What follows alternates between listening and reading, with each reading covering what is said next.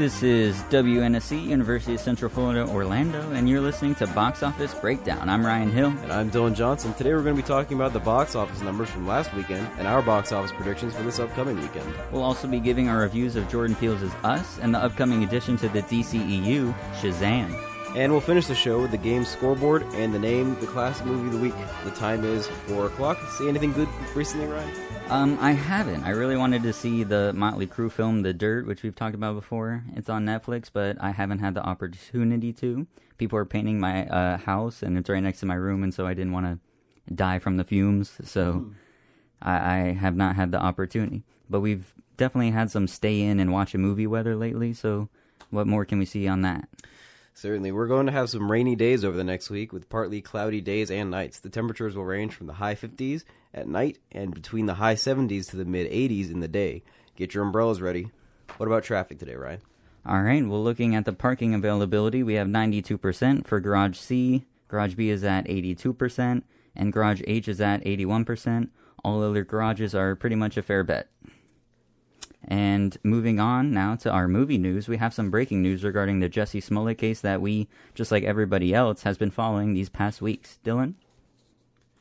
All right, so the charges against Jussie Smollett have been dropped by the state's attorney, citing the facts and circumstances of the case, including Mr. Smollett's volunteer service in the community and agreement to forfeit his bond to the city of Chicago, end quote, were the reasons that they dropped these charges.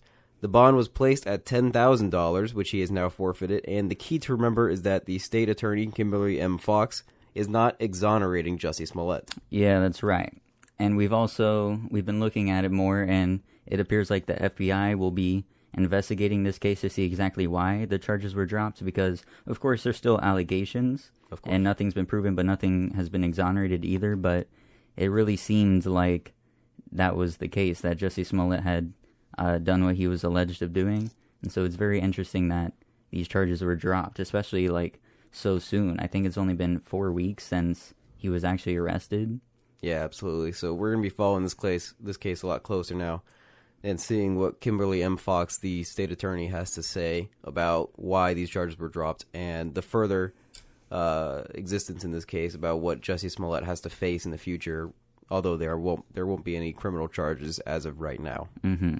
Although we certainly feel like this has impacted his career going forward because, of course, he was on the show The Empire, Fox's Empire, but it doesn't seem like he'll be returning to that, although really we don't truly know because, of course, he's not getting fined any or spending time in jail, so feasibly he could return to the show, but I just don't know if the fans would want that or if his former co-stars would want that. Of course, we'll be watching this future and we'll keep you updated. All right. Additionally, the entertainment scene is no doubt feeling reverberations from the impending stream apocalypse, where every studio/entertainment company and their brothers trying to come out with their own streaming service. Just this past week, Tim Cook revealed Apple's official intent to enter the streaming arena by unveiling Apple TV Plus, and boy, did he have some friends to support him. That's right, from superstar actresses like Reese Witherspoon and Jennifer Aniston to successful visionaries like M. Night Shyamalan and J.J. Abrams, and a couple little names like Oprah and Steven Spielberg. We will go into greater depth of the projects these stars introduced, as well as our attitudes towards Apple's new streaming service later in the show, so stay tuned. Apple TV Plus is expected in fall of this year. In other news, on the heels of Game of Thrones' final season, HBO is reportedly developing another epic high fantasy TV show based on the Asunda comics. It is said to be a sprawling series set in a world like Tolkien's Middle-earth, but with the tone of Martin's Westeros. This certainly seems like an effort by HBO to carry forward Game of Thrones' success into similar programs, like Asunda, and the Game of Thrones prequel, which is titled The Long Night, that is currently in development. If the same quality is granted these upcoming shows, then we eagerly await their arrival. Absolutely. I'm looking forward to The Long Night and the Game of Thrones prequel that sets up our Game of Thrones world.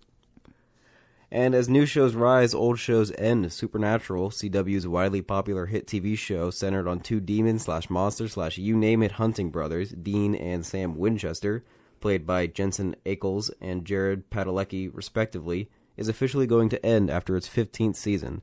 The show has maintained strong ratings throughout the show's run, and the story really has nowhere else to go, and the stars are ready to go through new directions. in their careers. This marks the second recent cancellation of a CW tentpole, as we brought you the news on our show a few weeks back that Arrow's 8th season will be its last. Did you ever watch Supernatural? I tried to watch one episode, and I don't know. One episode? It didn't draw me in as much as I hoped it would. I think it was the first episode. Yeah, I think it was the first episode. It didn't draw me in as much as I had hoped it would, but I know there are some really diehard fans out there. Yeah, that we are knew sad a to see the couple show go. actually, but yeah, I never got into it. Never really tried either. In other news, one of the most anticipated movies of all time, although I would argue the most, is Avengers Endgame, and it is reportedly going to clock in at 3 hours and 2 minutes. This would make it the longest-running MCU film by quite some distance over Infinity War. How do you feel about that?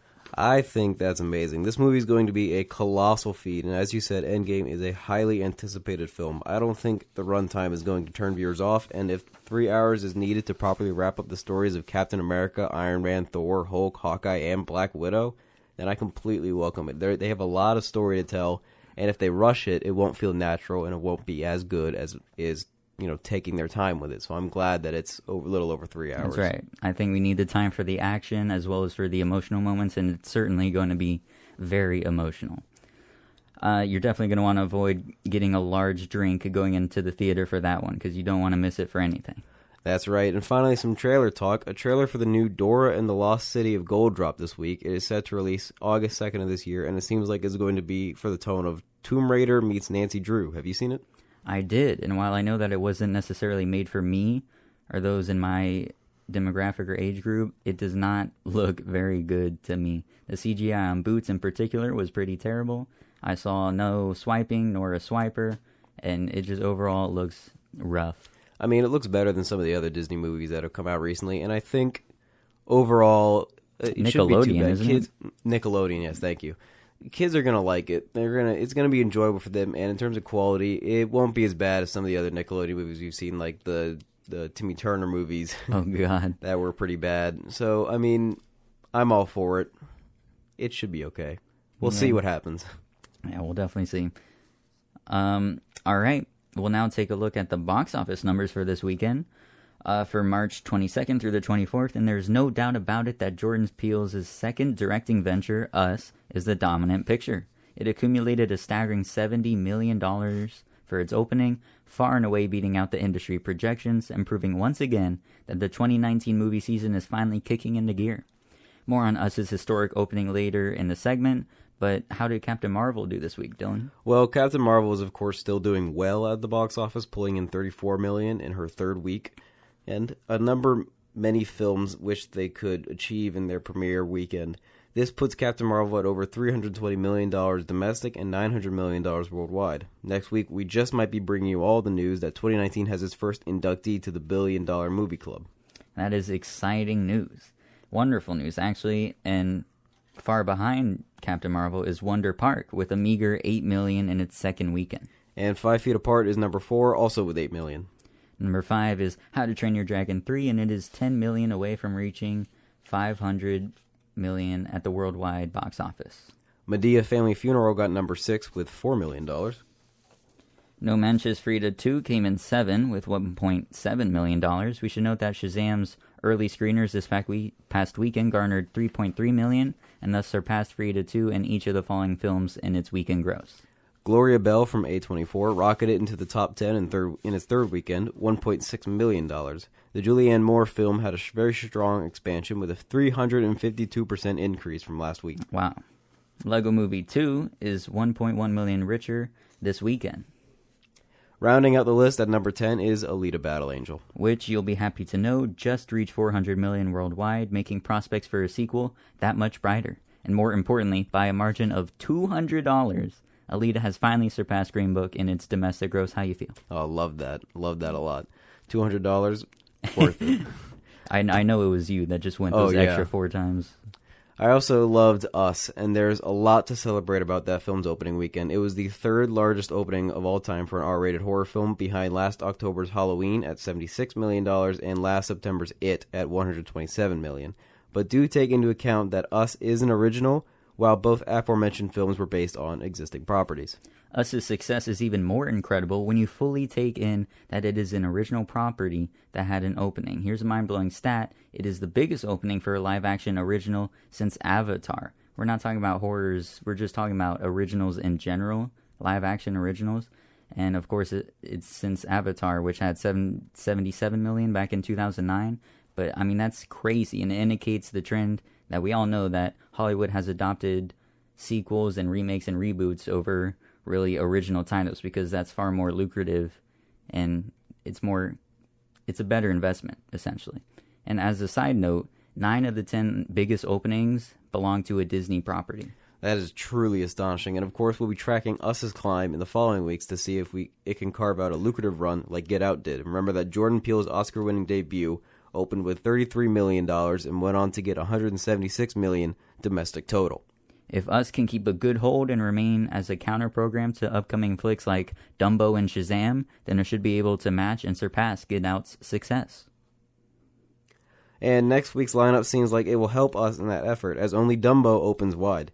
Industry projections place it around $60 million. This is, of course, the first of Disney's 3 live-action remakes of their other classic animation tales. Do you think this will have the same success as The Jungle Book and Beauty and the Beast? Tim Burton's directing it, and it's got a great cast, but right now it has a 51% on Rotten Tomatoes, so I honestly don't know. We'll have to see how audiences react in order to fully gauge this film's critical standing, but financially I see this as the weakest of the live-action remakes Disney has, already done with Beauty and the Beast and Jungle Book, as well as those forthcoming this year. But that could just be my bias, because I don't really like Dumbo anyway, but I honestly don't know if it'll hit $60 million for an opening.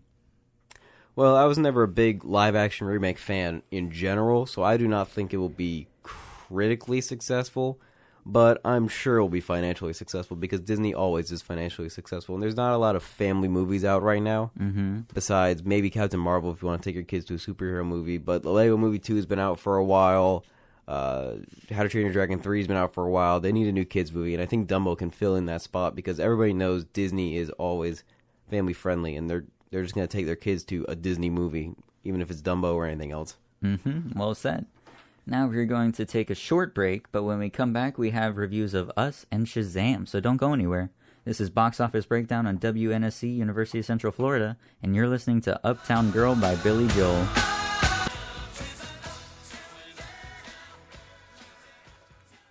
Welcome back to Box Office Breakdown on WNSC, University of Central Florida, Orlando. The time is 4:15. Let's get right into it. Jordan Peele's second horror flick, Us, debuted this weekend at a whopping $70 million, like we said. And we want to know, is it a critical success as well as a financial one? I saw Us just last weekend, and I absolutely loved it, just as much as Peele's first film, Get Out. Us follows Adelaide and Gabe Wilson along with the kids Zora and Jason as they vacation in their family lake house. While the vacation starts off innocent and fun, it soon turns sinister when a family of doppelgangers attacks the Wilsons, relating to a traumatic experience in Adelaide's past. Jordan Peele has a knack for directing, and what I think is so unique is that every shot in his movies is so carefully orchestrated, that everything you see has a meaning, and everything is perfectly planned out. It's so well done, and the pre-production on these films is massive, how intensely he writes and plans out everything in his movies. You have to see his movies twice, 3 times, maybe even 4 times to fully see everything. And even then, there are probably still elements you have missed. Are you going to see it multiple times?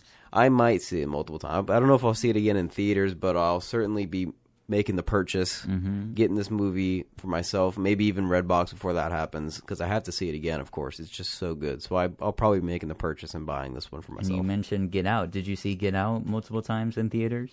I own Get Out. I didn't see Get Out in theaters because I missed out on that opportunity. I didn't think it was going to be very good, and by the time I realized it was a good movie, it had been too late, and I missed it. Tragic. So I was sure to watch it on, I have Amazon Prime, so I watched it then, and I loved it so much that I went out and I bought the film, and I've seen it multiple times since then. And every time I see something new that I missed before, and it all relates to one another, and everything is done for a reason. I've never seen a director and a writer that can combine everything in such a way that everything is purposeful in his film, and I love that about it.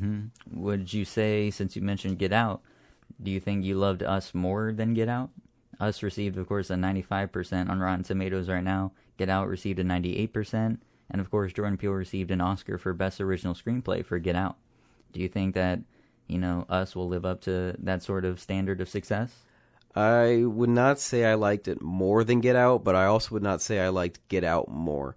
Peele has stayed consistent in his quality, and I like both films equally because it has to come to that uniqueness in his writing and directing styles that makes him stand out from the competition. And you go and you see one of his films, and it's just so uniquely stylized that it feels like a Jordan Peele movie. You know it's a Jordan Peele movie, and I just love watching his work. It's just brilliant. No matter what it is, I love it. And I'm very excited for his Twilight Zone series, but we'll talk about that coming up in a little bit. What exactly did you love about it? I mean, if we're not particularly fond of the horror genre like I am, why should I go see Us? Okay, well, there's a lot more here than you might think. First of all, it isn't classic Hollywood horror, and by that I mean there are not a lot, if at all, any jump scares in the movie that'll, like, pop out and get you like you think a horror movie will. Peele has always relied more on psychological torment in his films that stay with you long after the credits roll, and I think that's really iconic in his films, and I think that's a lot more powerful than jump scares are, because those are really cheap, and a lot of horror movies rely on them in their movies, but he makes you watch it, and you feel like there's a jump scare coming, because that's what you've been trained to feel, but there never is a jump scare, and you just watch his films, and it's just, what you watch on the screen is so terrifying and horrifying that you sit back and you watch it and it never leaves your brain again. You always remember this and you hold on to it for a long time after. So is that like you're feeling, because jump scares, you always anticipate it, and then the jump scare happens and you're like, oh, okay, now I can calm down. But if there's no jump scare, there's no payoff for all that. It's just you're on the edge of your seat the whole time. Certainly. There's just no like stopping point. Absolutely. You're always on the edge with his movies, and it's just a matter of how terrifying the concept is alone, let alone any elements within the movie itself in terms of performances and what you might see on the screen.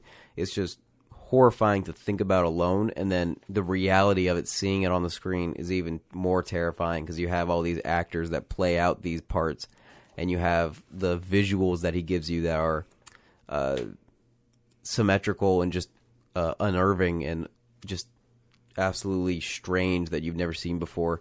And it's just so refreshing to see a director take this kind of position with a horror movie, where instead of just trying to scare you, he tries to entertain you at the same time and tries to really make you live out these characters, give you real three-dimensional characters that you can empathize and even sometimes sympathize with.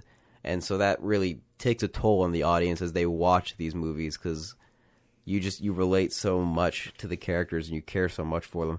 What is most important is how interesting and unique the story is. Like I said, it is wildly entertaining, and I was on the edge of my seat, like you were saying, just absolutely right there the entire time. Mm-hmm. A common theme in his movies is that he will raise a question. How will this play out? Who is this character? What will this cause? And you have to stick around to see the answer. But then that raises another question, and that kind of relates to his history as a comedian, because we know Jordan Peele had his big break on Mad TV, and then Key and Peele, of course. Hilarious. So, absolutely. And it's a director of horror movies coming from this odd place that you never thought he would come from. It has to do with his... I've read articles about how it has to do with his ability to raise a question, and that comes in his comedy writing, too. You can see that, like, he'll raise a question that you'll think about, and then, like, that intense moment where you're thinking how this will play out happens, and then in a comedy setting, it'll play out, and it'll usually be unexpected and funny. But in his horror setting, it'll be unexpected and terrifying. So it's really a matter of unexpected and then the results that come from that. And it's how synonymous his comedy writing is with his horror writing. Mm-hmm. I think a lot of what Key and Peele's success was because obviously it was very funny, but it was also very reflective of society. Like, the jokes in there were, of course, funny, but they had some truth to them. And I think that's like a reason for how the quality of his comedy was. And do you think that, I know Get Out also had that sort of, it was very reflective of society and engaging in that way. Do you think Us also was like that? Absolutely, in a way. But compared to Get Out, it was a lot more symbolic, and it was a lot harder to pick apart, because when you watch Get Out, you know it's about the place that African Americans are in the society compared to white people. And when you watch Us, it's a lot more symbolic and it's a lot harder to understand. And there are so many ways you can interpret it in different places, different ways. I've heard people talk about how it has to do with poor versus rich. People talk about hunger, like famine and hunger, compared to people who eat well. It has to do with basically it's kind of like the people who are above and versus the people who are below. So rich versus poor, whatever you might interpret that as, it's very symbolic, and it never comes out and just tells you what it's trying to mean, and that's what's the most important part of the story, if you ask me. So it's still got that, dissecting society in a bit. It's still got the depth to it. In a way, absolutely. Nice. What was your favorite thing about the movie? Was it the music, the cinematography, the actors? Well, of course, I think the best part of the film is the writing and directing because of how amazing Jordan Peele is. But other than that, the true shining star is Lupita Nyong'o, as well as the other actors.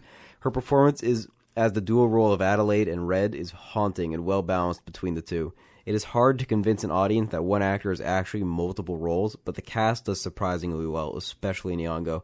And I could see an Academy nomination in her future, much like Daniel Kaluuya got in Get Out. But, I mean, that's what's amazing about this film is you have these cast members who are playing their normal roles and then their doppelganger roles. And so it's hard for an audience to think, okay, here's one character and here's another character, even though they're different, or even though they're the same actor, it's a different character, like completely.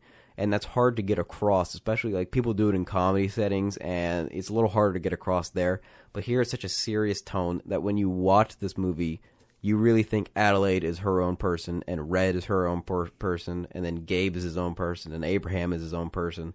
And it's just so unique how he frames these characters with specific traits for each one that are so parallel and different, but similar in a way that they can be confused with one another. And on top of that, the performances add to that so much.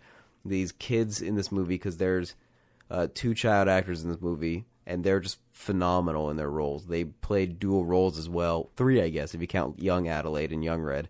So there's 3 actors, and they play dual roles, and they do such a surprisingly well job for child actors. It kind of reminds me of Haley Joel Osment in The Sixth Sense, and other child actors like Stranger Things and It. These kids that come out and they do really amazing work for kids their age. They can embody these roles and act so well. So when I watch Us, I see this family, this normal family that kind of is reminiscent of the traditional American family that we all see and we all think of when we think of American traditional families. And then we see this doppelganger family who has the same setup, but has been twisted in such a way that it's disturbing and wrong in so many ways and just horrifying to think of. And that parallel, there's a shot where they're just looking at each other, and the parallel between them is just unnerving and absolutely well done. I think it's a great idea to do, and I could absolutely see Lupita Nyong'o getting an Oscar nomination in the future. Her performance alone was above the board. It was amazing. It was special, and the plot twist at the end, I won't say what it is because let's talk about that. We're not doing spoilers. We don't do spoilers here. But I saw that it was a controversial ending that sort of made or break the film for some people. Did you like the ending? I loved the ending because it's the first time. It is the first time I ever physically dropped my jaw watching a movie. Really? Like, I had a jaw drop moment with that plot twist at the end. That didn't even happen for 7? No, I did not see it coming in the slightest. But like, what's great about plot twists, the thing you have to do when you're writing a good plot twist is you have to give the audience everything they need to figure out that plot twist. But then you have to distract them like a magician would, kind of like distracting them with other things to avert their attention so that they don't think about that plot twist. And then when they least expect it, it's given to them. And then they go back and they rewatch everything beforehand, and it's absolutely different now that they know this plot twist. And it changes the story completely. So, but it still makes sense. Like, the story is still working either with or without the plot twist. It still works as a story, but it's completely different now. And it was just a total shock. Wow. I loved it. It's crazy. That's interesting. I'm very intrigued now. I think I might actually go and see that. I really hope you do. I know you don't like horror movies, but I don't think this one is as traditionally horror as you might anticipate, so it could be a lot better than you think, and I really hope you go see it, Ryan. Okay. I definitely think I might. What more do you think we can expect from Jordan Peele? Because obviously he's had great success with Get Out. It seems like Us is going to be a very good success as well. And as you mentioned, Lupita Nyong'o seems like she might get an Oscar for this. We don't know yet, but perhaps Jordan Peele might get a writing or directing even for this. I hope at least writing. Yeah, so what do you think we can see from him in the future? Well, in the future, more suspense films, of course. I think this is where he likes his groove in there, and of course, maybe more comedy films. I know he's stated in the past that he wants to kind of retire from acting in general and focus on his directing and writing, but that doesn't limit him to just horror or suspense films. I think he could broaden his horizons, maybe take on a drama or an action or a comedy, because we know he's very good at comedy and we know he's very good at horror, and that can just, those two different specific genres are so different that they can branch out into a lot of different other genres that he can conquer. And I know he can write very, very well. So in the future, it's really up to him, because he has like the whole world in his hand and he can do anything he really sets his mind to. I'm sure. I'm a huge fan of his. And of course, we know he's producing and hosting the most recent reboot of The Twilight Zone, which is set to premiere on CBS this coming Monday. So I look forward to it. Is that on like the actual CBS, or is that on their like little streaming service as well? I believe it's on actual CBS, but it could be on the streaming service. That I'm not sure of. But I know I've done a lot of research on it. It's in the guise of the traditional Twilight Zone, where they have an anthology series, kind of like Black Mirror in a sense, for those of you who know Black Mirror. And it's going to kind of take some themes from the original Twilight Zone series. And other thing that Rod Serling has written. Rod Serling is the creator of the Twilight Zone. So it's going to take from that and then also come up with its own original material. And it has multiple different writers and directors and actors starring in it. And I know the first episode is going to follow Adam Scott on a plane from the original series. It's based on an episode from the original series. And it's about Adam Scott on a plane, and he like sees the future coming of the plane crash and nobody believes him, sort of like that. And then the second one's going to be following a comedian who stands up and he does his own material where he takes from his personal life, and that starts to take a toll on his personal life, is taking his own stories. So that's kind of like the parallel. And the main thing from the stories of the Twilight Zone is it's about these characters. And like I've heard someone say this, but with the Twilight Zone, the characters may not have always been three-dimensional, and the story might not have always been great. But in the end, every single episode is about humanity and the issues with it and how we can better ourselves. And that's kind of what the new Twilight Zone is going to take from. And I know Jordan Peele is very good at analyzing humanity. And so I think he'd be the perfect person to take over this hosting and producing job. Yeah, I agree with what you said there about the Twilight Zone. Even watching those old episodes now, they're still very relevant. And I think Rod Serling's daughter has come out and said that the new Twilight Zone is in that same vein. It's just so relevant to the times. And also, I can confirm that it will be on CBS All Access and not the regular CBS lineup on television, cable television. All right. But, yeah, I definitely think...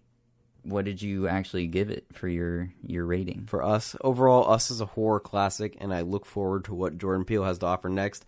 So I give Us a 5 out of 5 stars. If you want to read our full review, you can check out DMJ Film Reviews on Instagram, Twitter, Facebook, and online. And it'll have everything that we think about it, and of course our rating, 5 out of 5. Wow. Well, he is certainly one of Hollywood's most promising directors, bringing diversity as well as quality and captivating stories to the screen. So yeah, I'll be definitely checking out Us, I think. You have convinced me. But you had a busy weekend, Dylan. You also saw an early screening of DC's Shazam. Talk to me about that. That is right. I was fortunate enough to see Shazam early, and I have some pretty interesting opinions about it. What are your opinions? What are your initial impressions? Well, I thought it was very funny, and the story was very good. Shazam follows teenager Billy Batson as he is given godlike superhero powers by a wizard that turned him into the powers turn him into an adult man. He struggles to find the balance between his superhero responsibilities and his duty to his newfound foster family. The story was very strong, but the direction by David F. Sandberg was a little off for me. At some points, it was really good and really fit the script well, but in other instances, it didn't seem right to me. There was something uniquely DCEU that doesn't bode well with me, and I think that that their stories are always too much for them. They bite off more than they can chew. When you say uniquely DCEU, do you mean bad? In a sense, yes. I wouldn't say bad. It's just this, the style of the DCEU movies. You watch it and you know instantly it's a DC movie. You know that kind of feeling. Shazam and like Wonder Woman and Aquaman, Shazam doesn't have a lot of that style in it.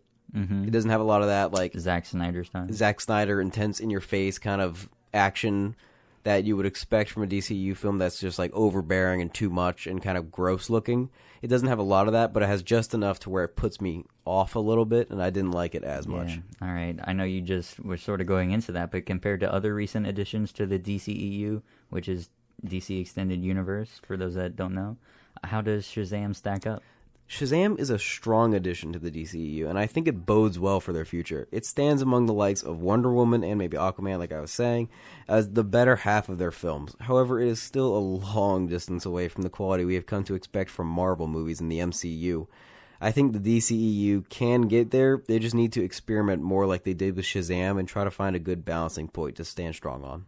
All right. How do you think that Shazam fits in with DC movies that came before it? Like, give me your rating of each of the films. Of each of the your films, favorite to least favorite. Favorite would have to be Wonder Woman still, because nothing has just come close. And then Shazam, and then Aquaman. And then beyond that, I would say... it gets pretty bad. Man of Steel... Man of Steel, I guess, is next. Then Suicide Squad, then Batman v Superman, and then I didn't see Justice League, but I'm assuming it's the bottom. You didn't see Justice League? I didn't see Justice League. It is not the bottom, to be honest. I think... I mean, I don't know, because I feel like looking back, Man of Steel, although you do dislike Zack Snyder a lot, but I don't think Man of Steel was that bad. I really don't think Batman versus Superman was that bad. I know there were, like, the Doomsday parts were god-awful. Oh, my God. That was so stupid. But, I mean, there were very cool moments. Also, the Batman killing stuff was questionable. I know Zack Snyder's, like, tried to defend that. Oh, my God. In the past, but that's... He runs over people with a giant tank. How are they not dead? And Batman does not kill people. Well, I mean, he, like... certainly kills people in that movie. Like, absolutely. That's like what happens. That's not Batman. I know that, like, the core thing for Batman for me is like he doesn't kill people, but that was the whole thing with like the Dark Knight movies, especially like The Dark Knight. The Joker challenges him to kill him and he can't kill him. That's very disorienting to go from, The Dark Knight and then go to Zack Snyder's new Batman, which is, I don't know, it was very not great. But I would put Batman versus Superman at the bottom half, like you said. How do you think that the Shazam, knowing what we know, will affect the movies that come after it? Well, you can definitely tell it sets up the Dwayne Johnson-led Black Adam film, as well as the Shazam v. Black Adam movie we expect to get, that I can only assume will be Shazam 2. In terms of the rest of the DCEU, I don't know how they will fit Shazam in, if at all, but I'm sure Zachary Levi will be game to, like, join up with maybe the other heroes, but I don't know if they'll add him into maybe the Justice League group or any of that. I don't know if they're going to integrate him in. Yeah, it'll be interesting. We've talked a lot about the DCU's future and how it's not very promising, but we'll move on from that. What did you think of the performances? They were very strong. Like Tom Hanks in Big, Zachary Levi has approached the role of an adult child in a very strong and hilarious manner. It is fun to watch an adult act like a kid. It really is, because it is unusual and absolutely unexpected. Along with Zachary Levi is Jack Dylan Grazer from the It horror franchise, playing the supporting role of Freddy, Billy's foster brother and friend. Levi and Grazer have a strong chemistry, and their back and forth is to die for. Overall, Shazam is lighthearted, funny, and entertaining. I hope to see more movies like this from the DCU, or even better. I give it a 3.5 out of 5 stars, which is still pretty good. I think that's, on my scale, it's good but not great. Is that what you gave Captain Marvel? That's what I gave Captain Marvel. So it's like on par with Captain Marvel almost. If you want to check out the 4 reviews of Shazam along with us, you can find them on DMJ Film Reviews on Twitter, Instagram, Facebook, and online, like I stated before. All right. So you can find both of those on there. And now we're going to take a short break, but when we come back, we'll be playing Scoreboard, talking about Apple TV Plus, and naming the classic movie of the week. This is Box Office Breakdown on WNSC University of Central Florida, and we're listening to Leonard Skinner's Sweet Home Alabama.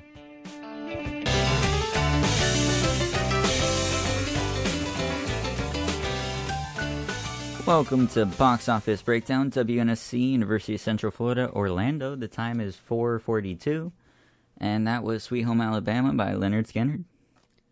All right, it's time to play Scoreboard. I'm going to play a memorable or not so memorable film score, and Ryan has to guess the movie it's from. Are you ready, Ryan? I am not. This is a part of the show where I miss all the scores. Yeah. All right, here comes the first one. You ready? Yeah.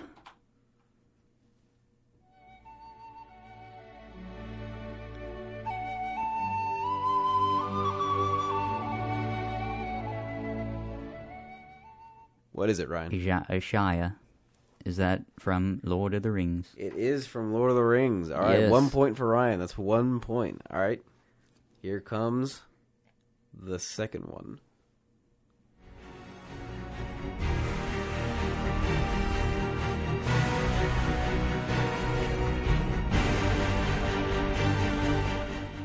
What is it, Ryan? Can we play it again? Oh my god, no way. No way. All right, here we go.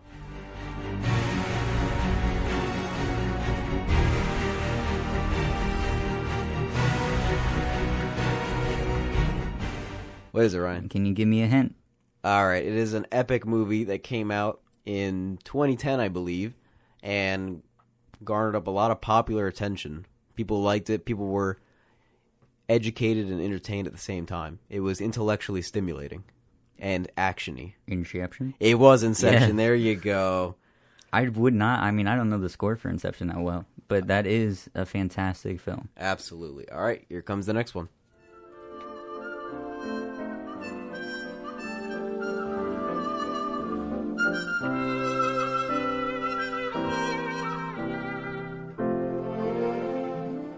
What is it, Ryan?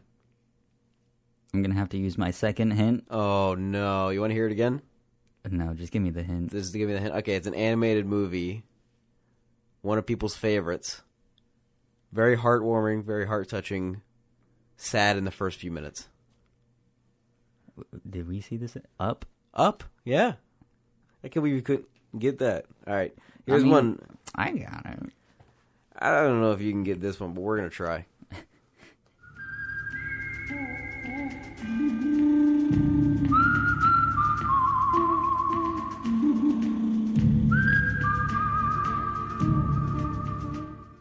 Any thoughts?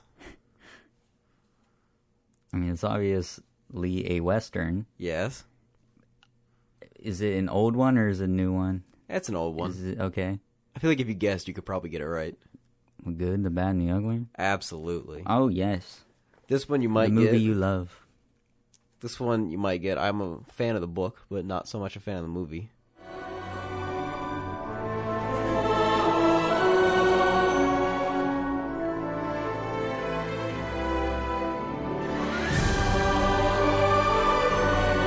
Oh my god. Oh, hello. What is I it, Ryan? love that. How do you not love that movie? What is it, Ryan? Polar Express. It is Polar Express. How do you not love Polar Express? I just don't like the animation. You like the book better? It's The animation's very so- creepy. It's so realistic. It's so creepy to see Tom Photorealistic. Hanks like that. It's so creepy. But I Hot, love hot, the story. I do like the hot chocolate. Oh, we got it. I love that movie. This one, I don't think you're going to get it all. It's the last one. If you can guess it, I'll give you $3 Okay. because it's pretty difficult. I will take that bet.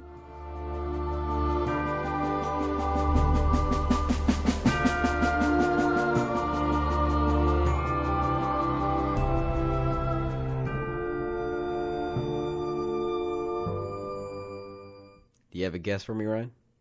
Can I have a hint from you, Dylan? One hint. It is a classic cartoon book turned into a classic animated movie. Loved by many. Actually lost the Oscar for Best Animated Feature to Up, which we played earlier. What year was Up? Wait, I actually don't know that one. You don't know? No.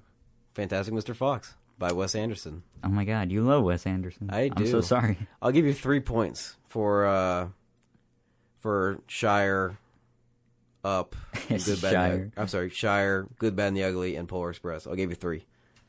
That's Thank not you. too bad. I'm impressed, Ryan. You Wait, did good. you didn't give me the points for which ones? I didn't give you the points for Inception. How dare you? You didn't get it. You needed hints. I didn't give it for you for I Inception, needed- Up, or Canis Lupus. Okay, the fact that I got Inception from those hints though were incredible. Yeah, but I'm not going to give it to you. You should have been able to get it from the score alone. That is so iconic. It's classic Hans Zimmer. I don't know if it's iconic. That is iconic. Dude, everything Hans Zimmer does is iconic. Exactly. And classic.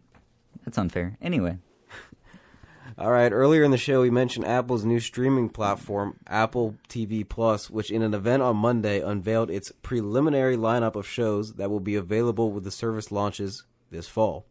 Numerous A-list names are associated with these projects, making them, and by extension the service itself, enticing to customers. That's right, and we're going to go through a couple of the more significant titles and give our thoughts on them, whether we're interested or excited, but more importantly, whether we would subscribe to this service for them.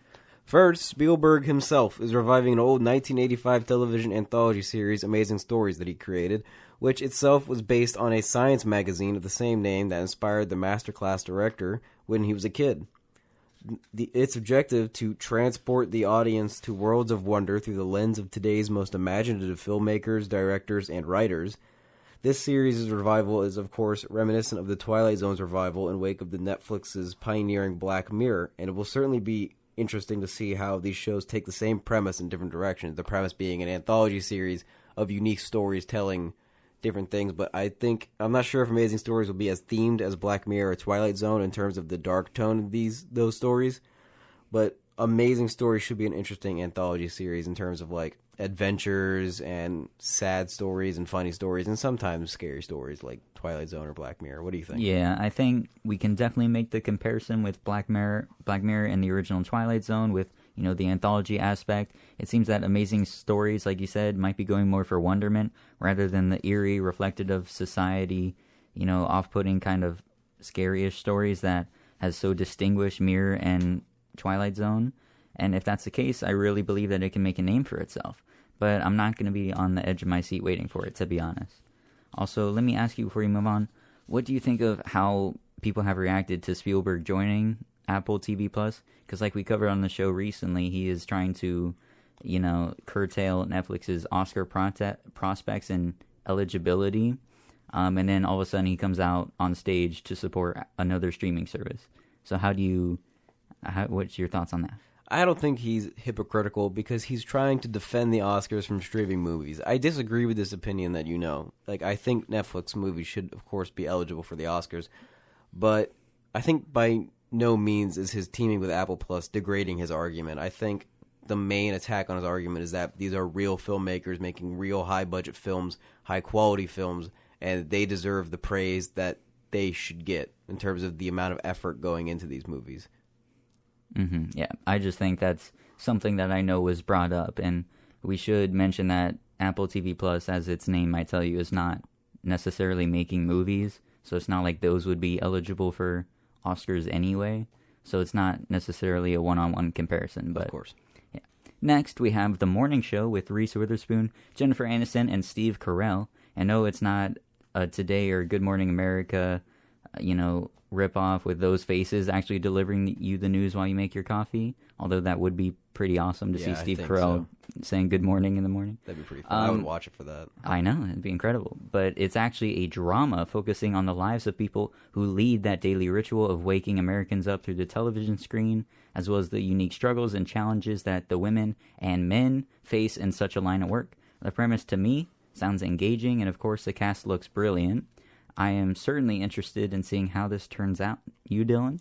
I think it should be very interesting because, like you said, this is a very difficult job, and it should make for a very exciting and interesting TV show, much like the Matthew Perry-led show Studio 60 on the Sunset Strip, following the people behind the fictional sketch comedy show a la SNL.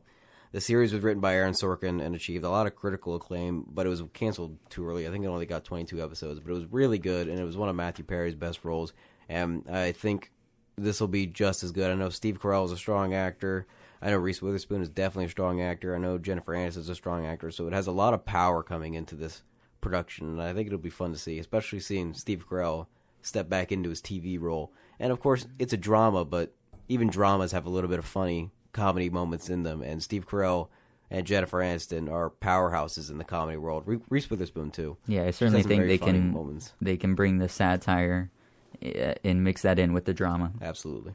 Another title coming to the platform is Little Voice, a romantic dramedy, which is quite interesting, but what's also more interesting is the minds, or rather the voices behind the project, Sarah Bareilles and J.J. Abrams. The project is set to explore the universal journey behind finding your voice in your 20s, and then, of course, mustering the courage to use that voice. I think it's interesting that Abrams is attached, but, he's always a great producer anyway, so I don't think we have anything to worry about with that one. And you may know Sarah Bareilles from her chart-topping love song, which was on her 2007 album, which was titled, funny enough, Little Voices. I'm not too big a fan of Bareilles' more recent music, or even most of her music, except love song. I do kind of like that. But I'm sure if the show can strike a lighthearted, emotional tone, it will be a strong addition to Apple TV's lineup, and I think it'll be interesting to see how Bareilles comes into producing a show. So this is going to be a TV show or a film? It's going to be a TV show. All right. Well, I don't know how much I'm interested in this project. It doesn't really draw me out as much as the morning show project does. But I'll be sure to keep an eye out to see how it does. I'm a huge fan of Abrams, of course, and I like everything he does. So it has some good star power attached to it. Do you know Bareilles' love song thing? Yeah, I think so.